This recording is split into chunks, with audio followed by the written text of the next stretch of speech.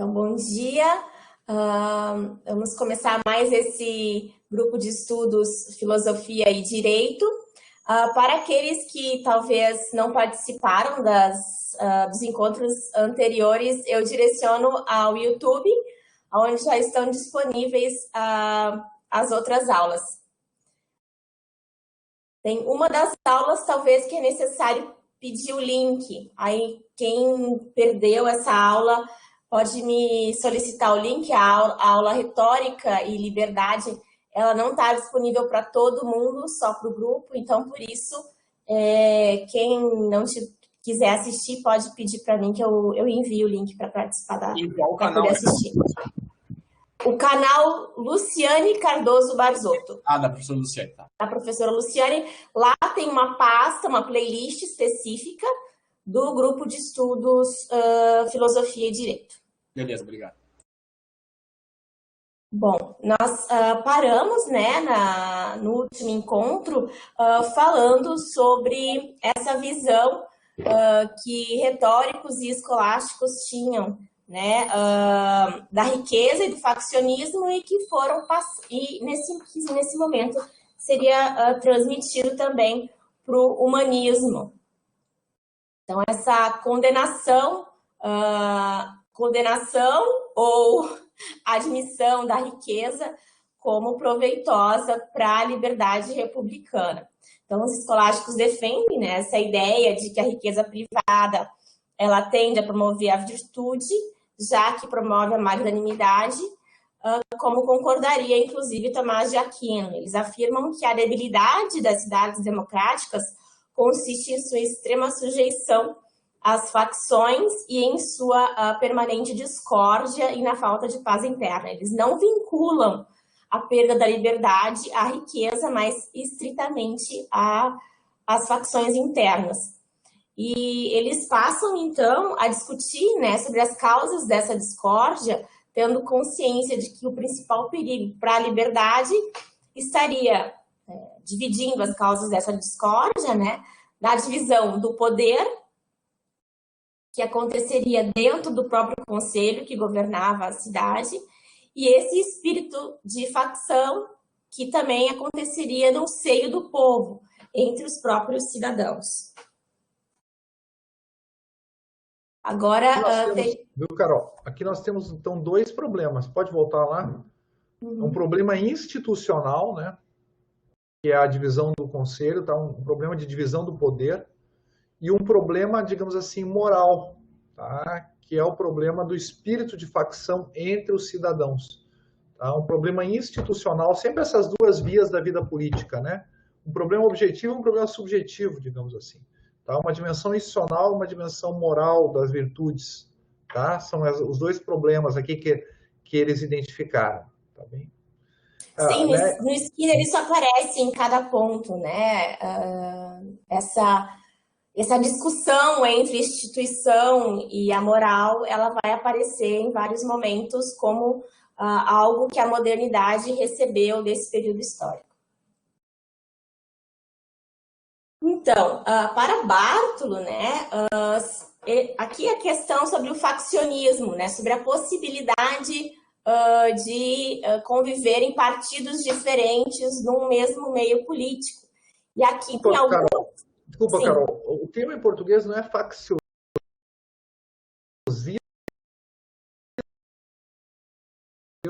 Alguém pode consultar o Dr. Google aí, o mestre de todos nós, tá? O Magister. Eu usei a versão, o livro está em português, eu não me questionei sobre isso. Eu não sei se os dois podem ser utilizados. Facciosismo. Facciosismo. Facciosismo, tá, Carol? Mas tem faccionismo também. Também está disponível. Disponível. Tá. Facciosismo, substantivo masculino, característica ou particularidade do que é faccioso. Faccionismo, partidarismo, facciosismo, proselitismo, sectarismo, etc. Tá. Pode usar os dois, Carol. Tá. Obrigada, Thalita. Tá certo. Tá. Isso. Então, essa discussão sobre partidos e unidades dentro de uma república, né? Para Bartolo, a noção de partido, ela deve necessariamente servir para o bem comum. Ou seja, aquele partido que não serve para o bem comum, ele não vai ser sequer poder ser formado se ele não tiver essa finalidade. Ou seja, mesmo ele sendo uma parte, ele serve ao todo. Ele somente admite a formação de uma facção fora daquilo que está acontecendo, né, no sistema político, se for necessário depor uma tirania. Aqui, o Bartolo é colocado como um escolástico, né? E Remígio, no caso, converte essa doutrina tomista, né, numa entusiástica defesa da lealdade cívica, em que o bem da comunidade resulta de uma comunidade específica ou de uma facção, vai resultar no bem da cidade. É uma leitura feita por Remígio de Tomás de Aquino. Essa leitura é chamada por Katorovitz de uma leitura proto-hegeliana tomista. E aí os retóricos, né, por outro lado, eles recorrem a um conceito um pouco diferente nesse passo histórico, né, de nobreza.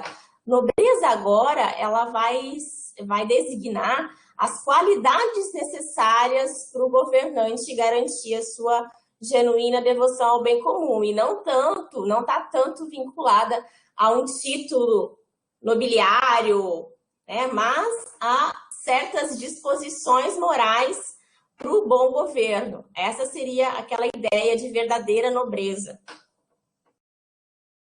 Tem um livro famoso do Burckhardt, né? A Cultura do Individualismo na Itália Renascentista. Eu acho que é esse o título, tá? Em que ele fala é que o norte da Itália é que gerou o indivíduo tal como nós conhecemos hoje. Ou seja, que principalmente a cidade de Veneza e Florença, que a Carol conheceu, né? E aqui ele chega a dizer que em meados do século XIV não havia moda masculina em Florença. Não havia um modo de um cara se vestir que fosse considerado consensual. Tamanho grau de individualismo. Eu quis dizer isso porque quando eu dou valor para a dinastia, né, para o sangue, eu insiro o ser humano num grupo. Isso é uma visão holista, né, organicista. Né? Qual é a tua identidade? Eu sou da família tal, da dinastia tal. Mas quando eu desloco para as virtudes que o indivíduo deve ter, eu dando um passo em direção ao individualismo. E o Burckhardt cita um diplomata, acho que espanhol, que escreve, um diplomata que morava na Itália, diz assim: em nenhum lugar da Europa tem tão pouco valor a família do indivíduo como na Itália. Na Itália, o que interessava era o talento individual, ou a virtude, como vai dizer o Maquiavel depois, né? Ou seja, as características do indivíduo. Isso é interessante, né? E aí, claro, o que favorecia isso era as cidades-estado, onde a liderança estava sempre em disputa. Quando você tem monarquias e aristocracias consolidadas, tá, não há espaço para o talento individual. Mas quando a vida política tem esse grau, né, a gente diria liberdade, mas talvez um pouco caótico, quem conhece a Itália, né, um pouco caótico do que é a Itália, o indivíduo consegue se expressar melhor. Né? Tá, Carol?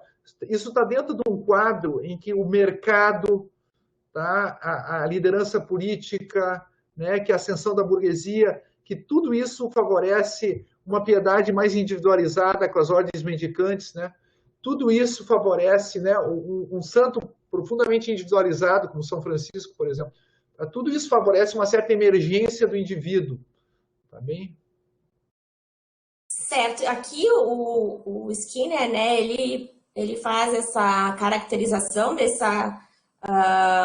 essa divergência, né, entre retóricos e escolásticos, porque os escolásticos, por outro lado, eles não têm tanto interesse naquilo que se diz por nobreza, ou verdadeira nobreza, ou virtude, né?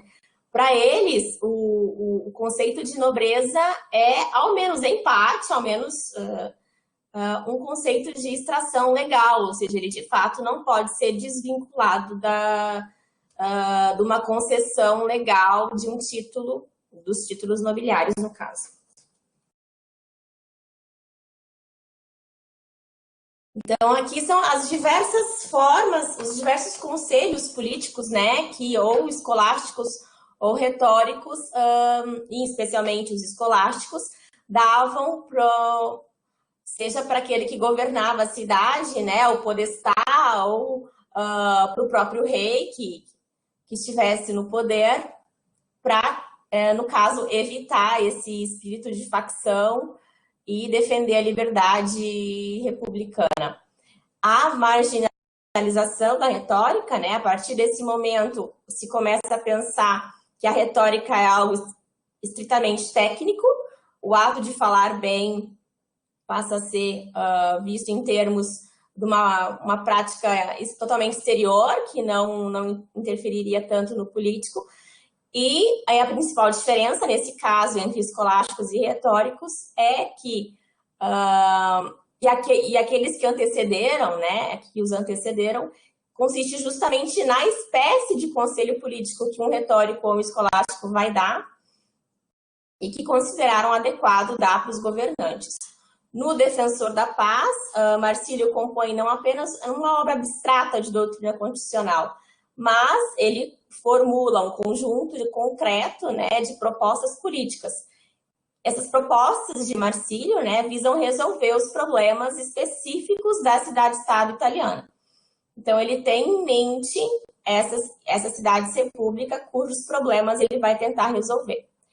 A primeira solução que tanto Bartolo quanto Marcílio vão dar para esse problema é que a inteira jurisdição da cidade, ou seja, resida nas mãos do povo como um todo. Ou seja, a soberania, ela não é uma mera delegação, ela é do povo e o representante do povo, ou o governante, ele exerce de fato como povo. Como se a voz dele representasse de fato, de fato a voz do povo. Então, aqui nós vamos reavaliar um pouco, né, esses fundamentos da doutrina escolástica, né, com Marcílio e Bartolo. O Tomás de Aquino, né, na Suma Teológica, ele admitia que o ato de instituir um governante leva os cidadãos a alienar, entregar esse poder de fato ao governante e não apenas delegar a autoridade soberana.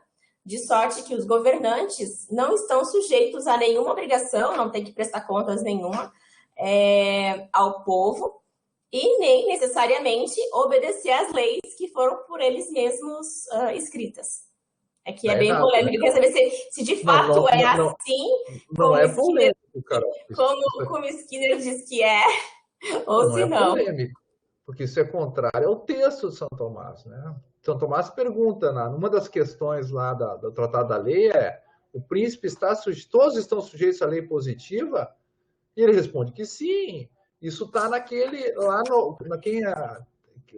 quem quiser pegar a aula lá no YouTube, né, o Ataliba perguntou aí, na aula de filosofia do direito, sobre a lei no Lohn-Fuller, né, a questão da legalidade, perdão, o conceito de lei, quando eu coloco lá o item da congruência, que é a convergência entre as normas expressas pelo poder estatal e o comportamento dos entes estatais, essa convergência, essa legalidade do comportamento estatal, eu coloco lá para São Tomás. Entendeu? O príncipe, ele não está sujeito à vis coativa, porque ninguém pode coagi-lo porque ele é o detentor da força, mas ele está sujeito à vis diretiva da lei, sim. E ele cita, inclusive, até a Bíblia, submete-te à lei que você mesmo colocou ou pôs. Tá? Então, é curioso o Skinner aqui, não é a primeira vez que ele está fazendo isso, hein? Tá? Isso fica mal para o autor, né? A gente já pegou outras dele falando do São Tomás, é uma besteira completa, não é uma interpretação, é uma coisa contrária ao texto. Tá? Então, é uma coisa complicada. E são justamente as partes em que ele não cita. Ele só diz assim por alto, São Tomás dizia isso. Entendeu? Isso é uma coisa que compromete o autor. É porque se ele citar, ele vai estar errado. Vai estar errado. Ele vai ter que mudar o texto, pelo menos. Talvez ele também está querendo chegar a um determinado objetivo. Não esquece que todo autor, né, todos nós, quando escrevemos, a gente fica apaixonado pelos nossos próprios esquemas. A gente teve tanto trabalho para construir um tipo ideal que, a partir de um certo momento, e aqui, como diz o Marcos Paulo, né, que força uma barra, a gente tenta... Aquilo, às vezes, se torna não uma lâmpada, né, que vai iluminando os textos, mas se torna um leito de Procusto, né, onde você vai cortando e vai tirando para dentro do texto o que serve ou não serve ao tipo ideal. Então, acho que ele ele construiu um tipo ideal do escolástico que é contrário ao retórico. Tá? No escolástico menos inclinado ao republicanismo e o retórico mais inclinado. E agora ele está preso nisso. Santo Tomás é republicano. Eu mandei o texto para vocês. Tá? Ele é a favor do governo misto e aqui nesse ponto do Estado de Direito. Tá? Então não tem porquê, né? Mas claro, o cara construiu um tipo ideal na outra direção. Paciência. Eu acho difícil você afirmar, dentro de um tempo histórico mesmo tão pequeno que a gente está analisando, né? Pequeno em termos, e nesse momento, dizer que um determinado autor é somente retórico ou somente escolástico. Você pode, de repente, tentar distinguir aspectos retóricos e escolásticos dentro de num mesmo autor. Acho delicado colocar o rótulo em determinado tipo de pensamento que um autor dá. Carol, é uma coisa inevitável, né? Vocês são todos pesquisadores, estão começando a aprender. É uma coisa inevitável pensar em tipos ideais. É uma coisa... Nós só conseguimos pensar em termos de universais. Então é inevitável que tu pegue 10, 12 autores e tenta tirar ali, fazer por epagoguê, né? Tirar algo que seja comum a esses autores. E claro, e sempre vai ficar quem nunca vai dar conta de toda a complexidade e toda a diversidade que há entre esses 10, 12 autores. Mas não tem outro jeito. Agora, você não pode, como diz o Marcos, aí, forçar a barra, dizer que o autor disse o que ele não disse. Tá? Isso aí não dá para fazer. Tá bem? Viu, Barzotto? E me parece também que é até incoerente com o próprio argumento dele, porque ele está usando o Bartolo e o Marcílio como escolásticos, dizendo que discordavam do Tomás de Aquino.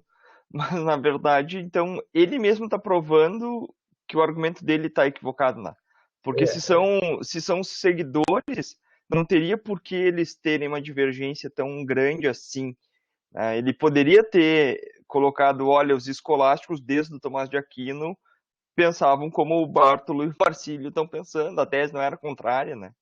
Eu cheguei a abrir aqui a Suma Teológica para dar uma olhada na questão 96, artigo 5º, se todos estão sujeitos à lei. Daí o 5º discute assim, parece que nem todos estão sujeitos à lei.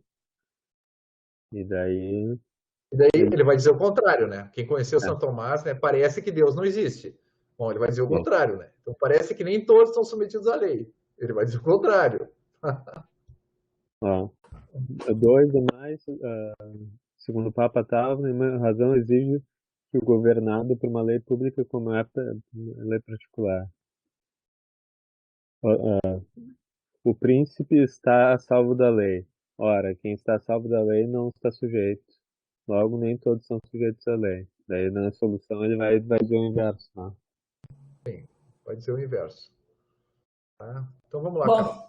Vamos lá. Então, ele ilustra aí a posição do Marcílio e do Bartolo, que defendem a tese contrária, segundo ele, a Tomás de Aquino, pela qual o corpo inteiro dos cidadãos conserva a soberania legislativa em todos os tempos. E então eles elaboram essa defesa radical, né, do governo popular, ou seja, que existem limitações que devem ser impostas a todos os governantes e aos magistrados, né? Seria o início de uma doutrina constitucional, né?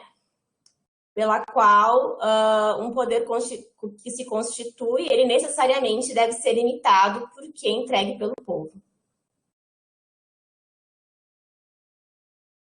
Mas aí surge o problema, né? Na prática, como se deveria expressar essa autoridade do povo? Né? Marcílio e Bartolo admitem que, por questões de conveniência, né, o povo optará por delegar a autoridade soberana a uma pars principans. Não falo latim, mas pars principans, uma parte, um corpo governante para garantir que essa atuação corresponda à delegação, né, para garantir que essa pars principans vai responder às suas expectativas. Então, eles prevêem 3 espécies de restrições ao governo. Primeiro, que cada monarca seja nomeado por meio de uma nova eleição, né? Ou seja, o monarca não se constitui de forma hereditária, mas ele será eleito e de tempos em tempos ocorrerá uma nova eleição, de modo que ele não se esqueça que eles são ministros eleitos e que foram nomeados administradores da lei para o benefício comum.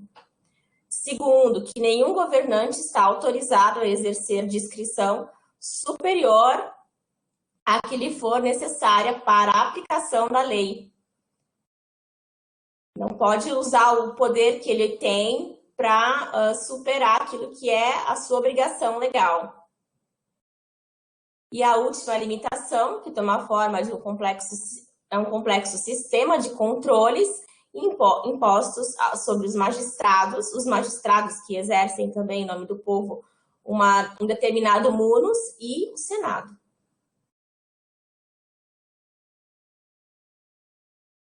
Para o Márcio aqui, Márcio, não é bem essa parte aqui, é uma parte que vai um pouquinho para frente, tá? Porque aqui fica, entendeu? Há sujeitos ao poder, mesmo aquele que o príncipe está sujeito à lei. Sim? Certo. Então, aqui nós temos esses elementos constitucionais, né, que já estavam presentes nas cidades-república e que teriam sido legados para a modernidade, né? Para nós termos uma teoria moderna da soberania popular plenamente articulada, tudo que seria necessário dizer é que essas teses não valem apenas para uma civitas, ou seja, a única coisa que se diferencia essa teoria constitucional que temos hoje na modernidade e aquela que era vivida nas cidades repúblicas italianas, é que agora nós pegamos essa doutrina e ampliamos das civitas para um reino, para um estado. A base desse sistema é formado pelo parlamento ou um conselho geral, que seria eleito por todos os cidadãos, com a atribuição de escolher um conselho menor, do menor número de membros, presidido por um reitor ou supremo magistrado. A doutrina da soberania popular, assim, desenvolvida por Marsilio e Bartolo, estava fadada a representar o papel de destaque na constituição das versões mais radicais do constitucionalismo do início dos tempos modernos.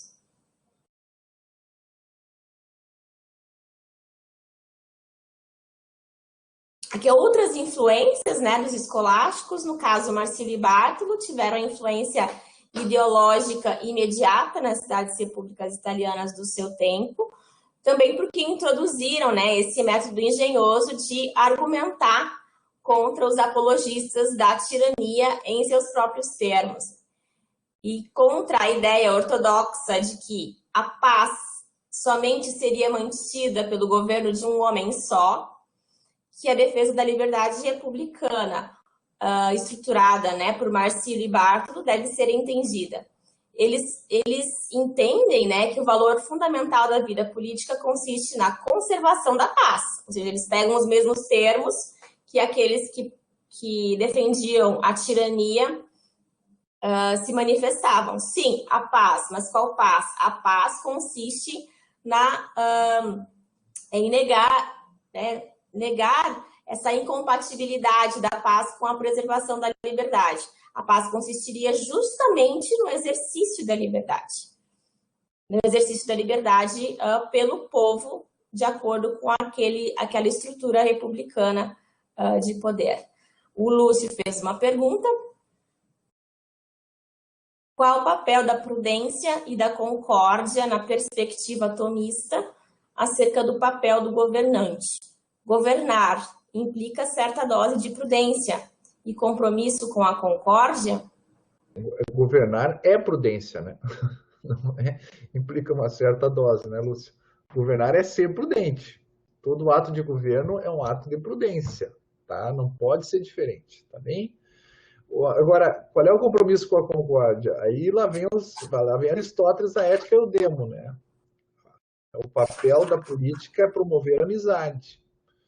Então, governar é promover a concórdia. Também aquilo que vai dizer o Rudolf Smith, né? A integração, para usar uma terminologia moderna, né? A integração. Hoje a gente poderia falar talvez num sentido mais pleno de inclusão. Tá? É você fazer de muitos um, é pluribus unum, né? Essa é a função do governante. Então eu diria assim, a prudência, né, é a virtude que orienta a tomada de decisão, mas a virtude, digamos assim, a virtude da vontade, ali a gente pode colocar como sendo realmente a concórdia, né? O promover a concórdia. A tarefa da política é promover a amizade e não criar inimizade, né? Isso não é a tarefa da política, dividir a população, tá bom? Isso aí é antipolítica, não é um desvio da política. Tá? Isso é antipolítica. A política não é, a política é a criação da amizade, tá bem? E não dividir a população em amigos e inimigos. Né? O senhor falando isso me lembra Dividir para Reinar. Aqui o Marcos falou, né, mediante os justos preceitos da lei. É verdade, mas essa é a condição, digamos assim, a condição é o mínimo da concórdia, né, Marcos? Uma coisa é aquilo que dizia do bom cidadão Adam Smith, né? O bom cidadão é aquele que cumpre a lei, ok, mas é aquele que se engaja também para promover o bem comum, tá? Então nós temos, né, o mínimo aqui e o máximo, né? Eu posso ter um governante que só cumpre a lei, mas não promove o bem comum. Tá? Ele não faz crescer. Bom, no Brasil, o governante cumprir a lei já seria, seria uma revolução extraordinária. Né? Se o cara cumprisse o Código Penal, já seria uma coisa assim inacreditável. Tá? Mas a gente precisa também que o cara se engaje no bem comum, né? Também que tenha uma postura mais proativa, digamos assim. Né? O problema é que esse engajamento nunca é pelo bem comum. Assim. Mediante, né? O objetivo é gerar amizades no PVB. Então é isso aí, Marcos, claro. O que você falou, Taliba? Não, o problema, eu acredito, do cidadão contemporâneo do Brasil, talvez no mundo também, é que o engajamento nunca é em prol do bem comum, é sempre em prol de um bem direcionado. Interesses particulares, né? É o facciosismo, né? É o facciosismo. Marcos, tu quer entrar com voz, Marcos? Tu quer falar? Hein? O Marcos quer entrar com voz? Oi. Fala, Marcos, e aí? Não, então, o que eu falei é basicamente isso, né? Os justos preceitos da lei servem para gerar essa amizade cívica, né? Mas essa amizade, ela deve ser promovida na virtude, né? Segundo São Tomás, ali no De Renio, ele coloca muito precisamente isso, né? Que a justiça, ela visa a gerar amizade e a lei, segundo São Tomás, ela serve não só para que os cidadãos não se matem, né? Ela serve para promover aquilo que ele chama a honestate morum, né? A honestidade dos costumes, né? Então, que já é um meio caminho andado para a virtude, né? Sim. E aqui o principal, claro, não são as virtudes individuais, né? Não é a temperança quanto à alimentação, né? São as virtudes sociais, né? Aquilo que me dispõe para o outro. A primeira delas, como tu colocou, a mais básica, é a justiça, mas também a amizade, né? Não só não fazer o mal ao outro, mas querer o bem do outro. Né? Tá sim, é um primeiro passo, né? Ele coloca um primeiro passo para que se alcance o segundo passo. Aí. Claro, indispensável, né? Aliás, né, Marcos, é típico do populista dizer que ele vai fazer o segundo passo pulando o primeiro, né? Tá? Né? Que o cara, não, sem o direito, né? Não vou conseguir o bem comum sem o direito, tá? Agora eu teria terminado. Passo o bastão para o Bruno. Parabéns, Carol. Tá? A gente fica até com dificuldade. O impacto estético da apresentação da Carol é tão forte que a gente tem dificuldade de criticar. Mas esse slide é do Bruno ou é da Carol também? É do Bruno, ó. Nossa, a Carol tá fazendo escola, hein? Carol, não tô querendo deixar os seus colegas mal aí, hein? Não. Precocemente. Não se surpreendam com a capa, porque o resto é só texto, não tem mais imagenzinha, tá? Obrigado, Bruno. Obrigado. Obrigada, gente. Aí, Vou deixar Bruno. para o Bruno começar a apresentação dele respondendo a pergunta do Lúcio.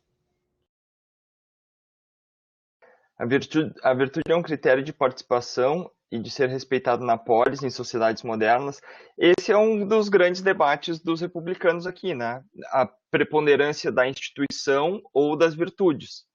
O Skinner, durante toda essa parte 2 do livro, que são esses 3 próximos capítulos, ele vai mostrar como determinadas linhas mais escolásticas se preocupavam mais com as instituições, enquanto que os renascentistas estavam mais preocupados com a questão da virtude, né? Mas eles colocam isso em tensão. Agora, não sei se isso responde a pergunta, Barzotto. Se o Lúcio quer entrar com voz, não sei. Se o Lúcio quer entrar com voz. Não, não. Não respondeu ou não entrou com a voz? A divergência que se seria a virtude, não pode entrar. Então você tem que habilitar. Nas sociedades modernas, em termos, a gente tem mais dificuldade na virtude, mas não deveria ter também tanta dificuldade na virtude, porque os meios de comunicação de massa favoreceriam, né, a formação de um substrato afetivo comum, né? Eu acho que eu acho que isso não era para ter essa dificuldade na virtude, entendeu? Mas acho, né, Barzotto, em sociedades, vamos botar sociedades modernas, esse problema do instituição versus virtude, acho que os federalistas, os Founding Fathers e o Madison especial, e o Gabriel tá aí para me corrigir. O Christian também, aqui ele quer falar, daqui a pouco a gente deixa o Christian entrar. Tá. Eles deram isso por resolvido, né? Dizendo, olha, não somos anjos, né? Ou seja, essa antropologia da virtude, ela diz, olha, existindo ou não interessa, nós temos que pensar as instituições como se elas não existissem, né? Então, o arranjo institucional precisa ser pensado como se não houvesse a virtude, né? Me parece que essa é a resposta moderna. Então, aí tem uma preponderância da instituição sobre a virtude ou não. Não, mas viu, Bruno, aquele nosso artigo, que aliás, né, a gente tem que mandar até para as B1 agora, né? Vamos começar a baixar um pouco o nível, né? Tá? Aquele nosso artigo a gente trabalhou um pouco mais nessa linha. Só que se a gente lê o Federalista, né, a gente criou mais ou menos um tipo ideal. Se a gente lê o Federalista com mais lupa, né, eles acreditam no mínimo de virtude. Eles acreditam no mínimo de virtude. Tanto nós não somos anjos, mas também não somos demônios. E eles dizem que seria impossível. Se ninguém tem nenhuma virtude, cara, é complicado. Tá? Tu imagina um cara como o Trump sucedendo, entendeu? Um Trump, depois vem outro. Cara, não há instituição que exista, entendeu? Eu acho que a resposta nesse sentido é assim, eu concordo com o Bruno, eu acho que a virtude, ela é necessária, mas ela não pode ser assumida. Eu acho que essa é a questão, assim. Eu acho que não seria possível pensar em democracia representativa, numa forma republicana de governo, se a gente não compreendesse, tivesse pressuposto algum nível de virtude na sociedade. Mas a gente tem que considerar, acima de tudo, que os seres humanos tendem a querer usurpar o poder uns dos outros. Então, eu acho que é uma medida de prudência, assim. O que está por trás de nós, do que nós estamos falando, é uma distinção entre república clássica e república moderna, que a república clássica, leia-se Aristóteles, estaria mais baseada na virtude, e a república moderna, somente a partir de Maquiavel, está mais baseada nas instituições. Mas vamos de novo no texto. Aristóteles acha que a politeia vai funcionar não porque as pessoas sejam virtuosas, mas porque a assembleia gera virtude. Porque quando eu vou para a eclésia, para a assembleia, eu vou ver aquele problema de vários pontos de vista. Isso vai me gerar prudência. Tá bem? Isso é o Tocqueville também, né? Ou seja, que vi também, quando eu obrigo o cara da tal lá, do buraco, dos cafundó do Judas, quando eu obrigo ele a participar de uma assembleia para ver se eu vou construir uma ponte ou uma escola, eu estou arrancando ele do individualismo. Eu estou inoculando nele uma atitude de ampliar o seu olhar sobre o destino dos seus cidadãos também. Entendeu? De incluir-se como membro de um todo. De novo, cara. Então, devagar aqui com a dor, tá? Eu acho que essas coisas elas estão um pouco mais ligadas do que pensar de novo, né? Comunitaristas versus liberais, que é onde caiu, né? Onde caiu essa discussão. O conflito entre comunitaristas e liberais é isso.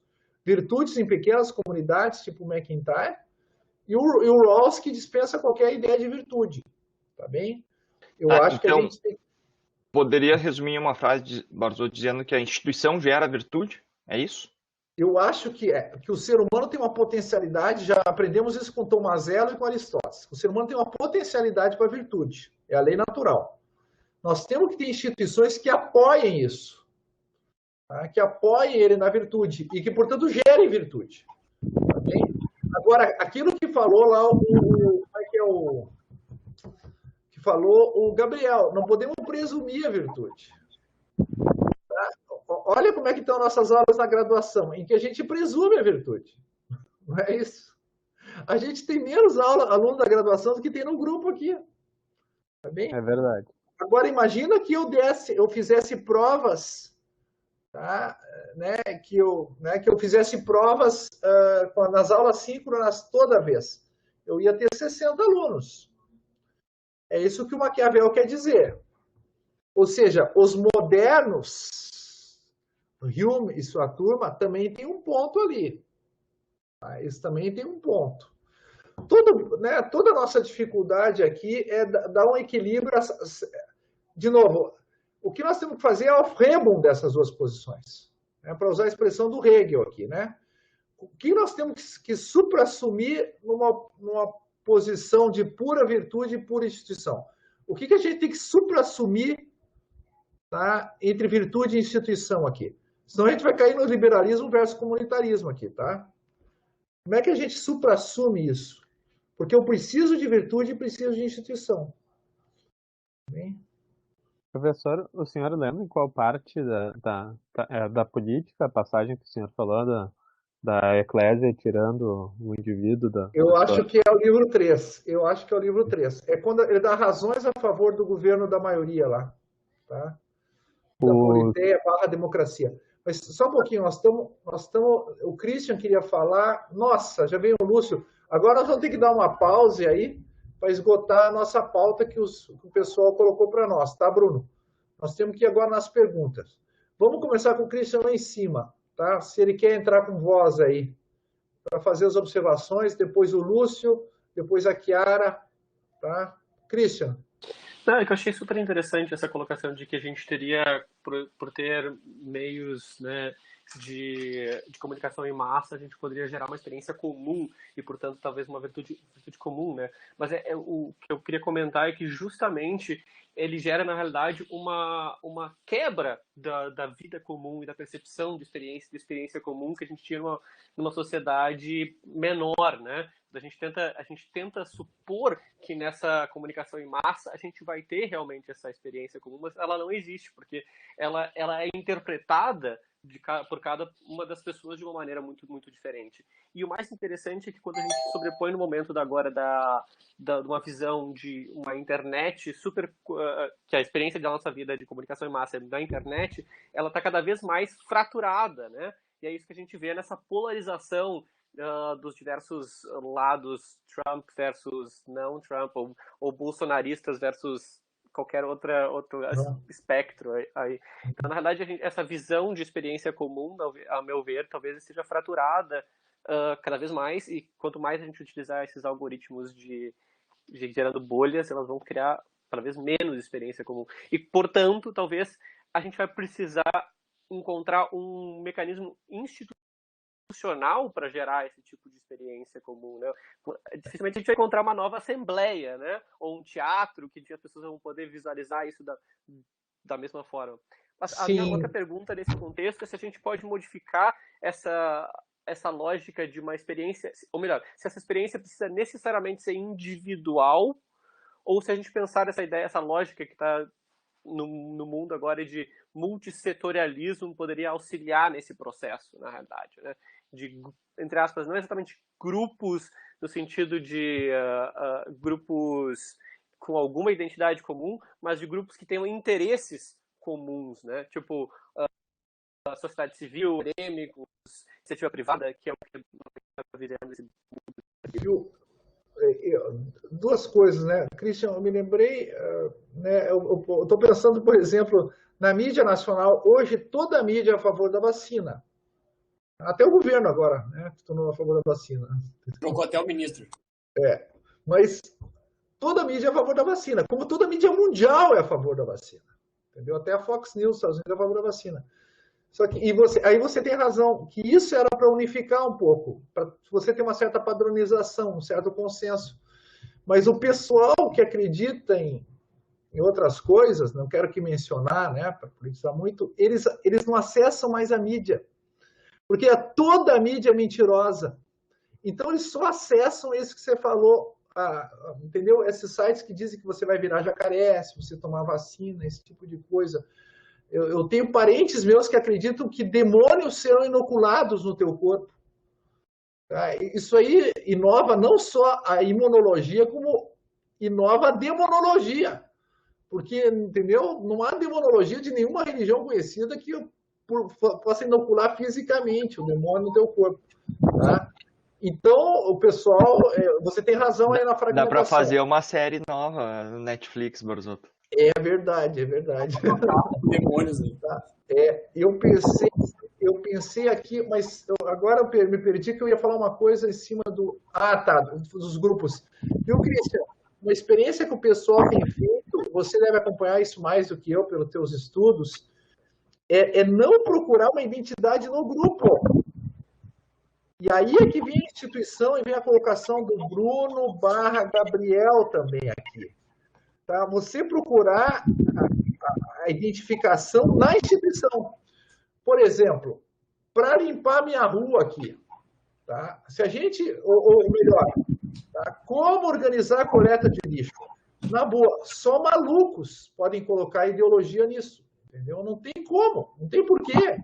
Qual é a coleta mais eficiente? Também, como é que a gente faz a coleta de lixo? Tá? Qual é o tipo de latas que a gente vai pôr na praça? Cara, só malucos colocam ideologia nisso. Tá bem?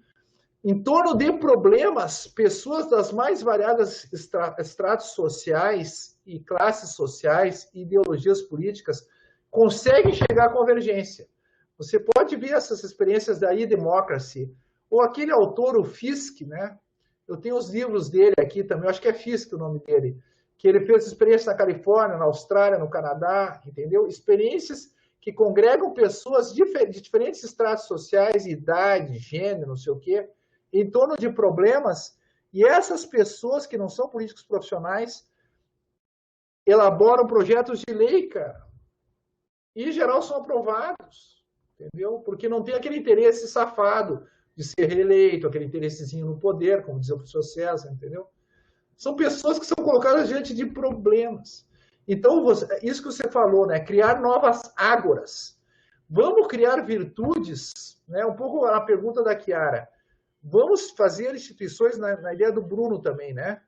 Dado que o ser humano é o que é, e vamos partir que ele não seja anjo, vamos criar instituições que promovam a virtude, né? Mas que tenha pessoas com virtudes, né?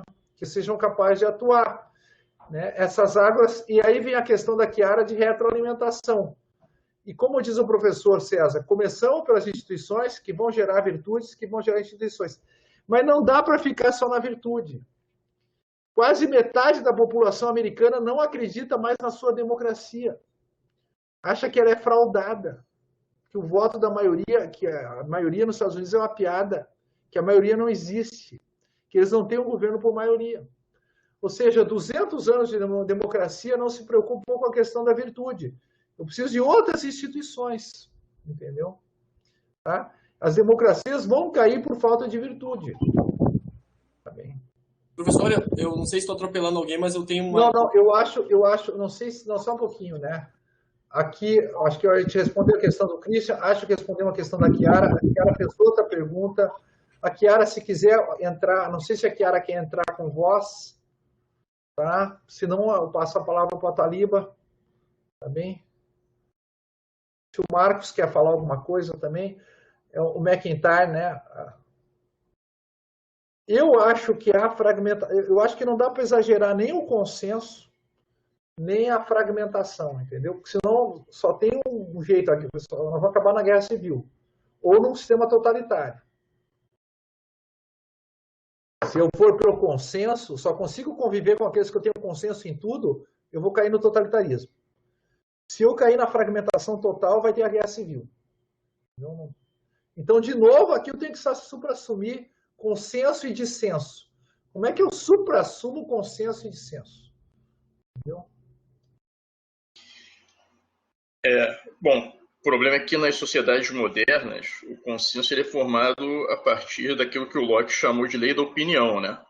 E a lei da opinião, enfim, é o que a gente vê no A Democracia na América, também o Tocqueville comentar, embora não com esse nome, mas a lei da opinião, ela guia o indivíduo a se orientar pelo temor da ostracização, né? Então, o indivíduo que vive pela lei da opinião, ele tem medo de ser excluído do grupo, né? Que é basicamente uma reedição soft do banimento ali dos primeiros tempos ali enfim, a pena de banimento do direito penal, né? A pena de perda da amizade, Freed loss, eu acho, né? Que chamava.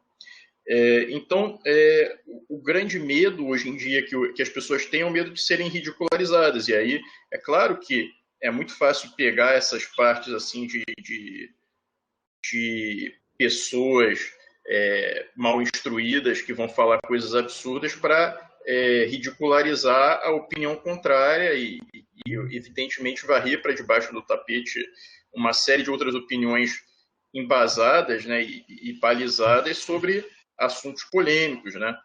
Então, nesse caso, por exemplo, a respeito da eficácia de tratamentos precoces, existem hoje em dia já, não é como há 7 meses atrás, 1 ano atrás, em que a respeito da cloroquina, por exemplo, não existiam estudos de meta-análise. Hoje em dia, a respeito particularmente da ivermectina, existem estudos com meta-análise de evidência 1, né? E toda a discussão acerca de revistas, né, que eram consideradas em seu prestígio inabaláveis, que revelaram ter sido influenciadas aí por aportes econômicos, né?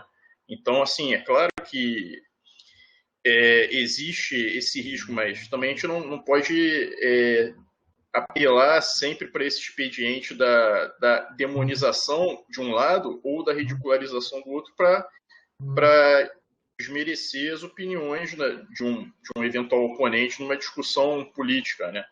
Mas é claro, para que isso seja feito, é preciso que, ao traco e parte, né, dos dois lados da discussão, existam pessoas razoáveis dispostas a fazer concessões no sentido de, bom, pelo menos conceder o respeito que o adversário merece na discussão, né?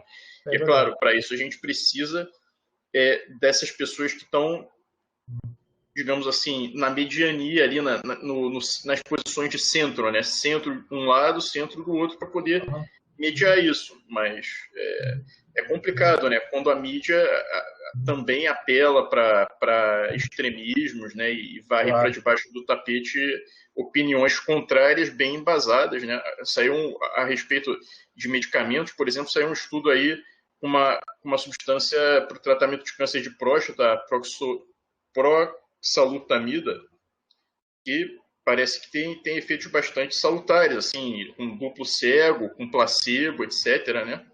Mas, enfim, todo esse tipo de informação é varrido para debaixo do tapete. Então, a gente também não pode esquecer que existem interesses de grande monta econômica aí por trás disso, né?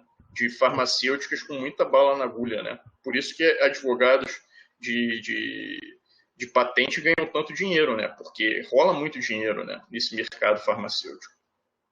A gente tem que, claro, criar novas ágoras, né, como se falaram, né? Como espaços em que a gente possa se encontrar e com protocolos comuns, né? Em que todas as partes envolvidas possam aceitar certos procedimentos, certos critérios comuns. E aí, como você falou, eu preciso de pessoas com virtude também. Eu me lembro de uma passagem num livro aqui de filosofia da ciência, em que os caras comentam, né, de físicos que foram fazer um relatório de uma usina nuclear que tinha dado problema nos Estados Unidos. E era incrível, acho que no livro do Karl Popper, era incrível que a vaidade dos físicos fazia com que um negasse o resultado do outro. Eu quase me desesperei, né? Eu entrei em pânico. Eu falei, cara, se físicos profissionais não conseguem entrar em acordo sobre critérios comuns para avaliar o que houve no acidente por causa de problemas pessoais, bom, então a gente precisa de algum grau de virtude, né? Numa instituição que salve, tá? E aí o Marx falou do pessoal de centro, né? Mas eu estou cada vez mais convencido, ser de centro, não ser um extremista, é uma virtude. Tá? Pode ser centro-esquerda, como você falou, pode ser centro-direita. Mas, realmente, a extrema-esquerda e a extrema-direita é falta de virtude. Tá? É falta de virtude. É um problema de falta de frônesis. Como falou lá, é falta de prudência. E falta de justiça também. Tá? Eu acho que é falta de prudência e falta de justiça. É, como falou lá o Lúcio, lá na pergunta, lá no início. Né? Tá bem? E aqui, é claro, o Bruno já sentiu, né, que ele vai ficar para a semana que vem, e ainda bem que a gente não vai precisar ler outro capítulo, né, fica o capítulo 4. Não, eu pretendia apresentar o 4 e o 5. Aí o 5 também? Não, é o... Sim, o 6 aí. Mas semana que vem a gente deixa só o 4, né, Bruno? Pode ser? Tá bem, pode ser. Todo mundo recebeu a planilha com a distribuição das apresentações? Eu queria que o pessoal apresentasse, né? Quem não apresentou ainda. Osoto, deixa eu, para não perder o fio, porque foram várias perguntas, ainda comentando o capítulo que a Carol apresentou, essa parte que ele chama de soberania popular, né? Que ele usa o Bartolo e o Marcílio, é interessante, né? Como, por um lado, a tese aqui desses escolásticos é paz e liberdade andando juntos, né? Esse é um ponto que me chamou a atenção, mas para andar juntos é preciso, isso que a gente está falando, um arranjo institucional que permita isso, né? Esse é o ponto 1. E o ponto 2, como essa ideia de soberania popular está sempre conectada com a ideia de república, né? Por mais que a gente fale em regime misto, não sei, parece que tem uma certa preponderância da soberania popular aqui no regime misto. Agora, não sei se isso... Cícero, né, Bruno? Tá lá na aula de República Clássica, né? Não há, né, entendeu? Na República o povo tem uma espécie de supremacia, assim, né? Eu não diria supremacia, mas como você colocou, uma preponderância. Uhum. Ele teria que ter a última palavra mesmo. Ele tem que ter uma preponderância. Né? Mas pensa comigo, Bruno, uma preponderância no estatuir, né? Lembra lá Montesquieu, né? Não no controlar, não no vetar, né? Uhum. Ele tem que ter uma preponderância no estatuir, mas realmente o vetar ficaria talvez com a aristocracia e com a monarquia, né? Com o elemento aristocrático e o elemento monárquico, né? Sim. Mas eu acho que a gente pode pensar assim, mas tu tem razão, no estatuir, a república tem a ver, podemos colocar 3 elementos na república então, Bruno. Vamos dar uma olhada lá, a Suprema Potestas, né, que coloca o Cícero, né? Colocam, então, 3 elementos, governo misto, Estado de Direito e autogoverno popular, algo assim, entendeu? Né? Ou soberania popular, não sei se é o melhor termo, né? Colocamos agora soberania popular, pode ser. Porque o Skinner usa soberania popular, né? Para falar do Bartolo e do Marcílio aqui. Uhum. Mas a minha provocação, talvez agora eu consiga colocá-la de modo mais claro no último minuto, o Skinner, de alguma forma, tenta fazer uma dicotomia medieval e renascentista, né? E essa crítica da leitura dele, Tomás de Aquino, denota isso. mas sempre que a gente está falando em republicanismo, e isso também é medieval, tem essa preponderância dessa soberania popular ou supremacia popular em alguma forma. Né? Sempre. Então, Sempre. é interessante porque, por um O lado, elemento popular, né? ele termina esse capítulo 3 fazendo essa dicotomia um pouco mais clara de ruptura, né, como se os escolásticos tardios ali, Bártolo, etc., pós Tomás de Aquino, fossem já pré-renascentistas, digamos assim. Mas ele começa o próximo capítulo criticando aqueles autores que enxergam uma dicotomia, dizendo que eles não verificam como os renascentistas deviam um tributo intelectual aos medievais.